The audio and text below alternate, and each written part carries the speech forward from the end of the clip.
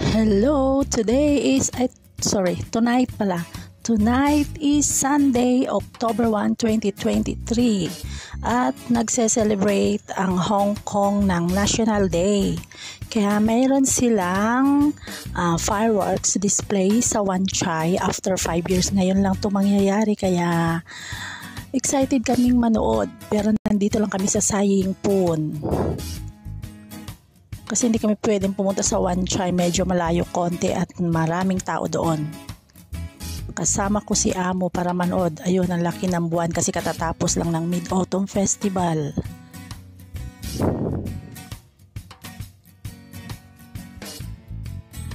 Yung natatanaw nyo ay ang part ng Kowloon. Nandito kami ngayon sa tawid sa Sai Ying Pun Seaside. Kasama ko si Amo at ang kanyang friend. Ito yung mga display dito sa seaside ng Sai Ying Pun. Ayun na, nagsimula na yung fireworks. Samang-tama lang yung dating namin 9:00 pagkatapos naming mag-dinner nila Amo. Yun lang, maliit lang yung natatanaw namin kasi medyo malayo din kami. Siguro nasa ilang station nga ba? 5 station nga ba mula Wan Chai? Wan Chai ba yan or Causeway Bay? Kasi kung Causeway Bay, sa Victoria, sa Causeway Bay. Yun lang yung natatanaw namin. Paisa-isa lang. Mas maganda sana kung nandun kami mismo. Sobrang ganda, ang dami. Kaya pagtsatsagaan na lang namin yung nakikita namin. Pero ito yung pinaka-exciting na part dito sa seaside kasi pagkatapos ng fireworks display, nag-uunahan ang daan-daang mga yacht, small yacht. Mga yachts ng mga mayayaman na dumayo pa doon para manood ng fireworks. Ngayon, nag-uunahan silang umuwi. Parang nagre-racing sila.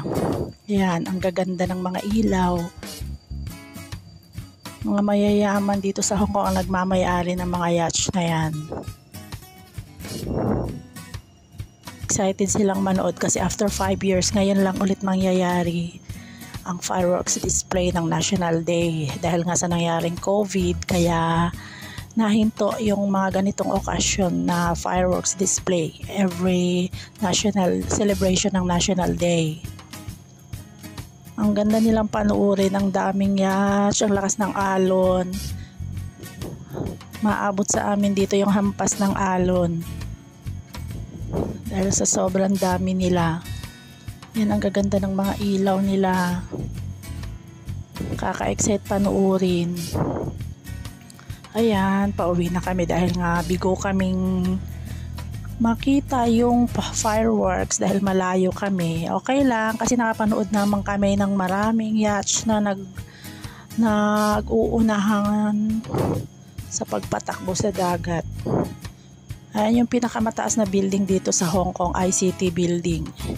Around 118 floor ang taas niya, tallest building in Hong Kong. Sa Kowloon siya nakikita. Dito kami ngayon sa Sun Yat-sen Park. Pauwi na kami ni Amo kasi magte-10 na din ng gabi. Ito yung pinaka-late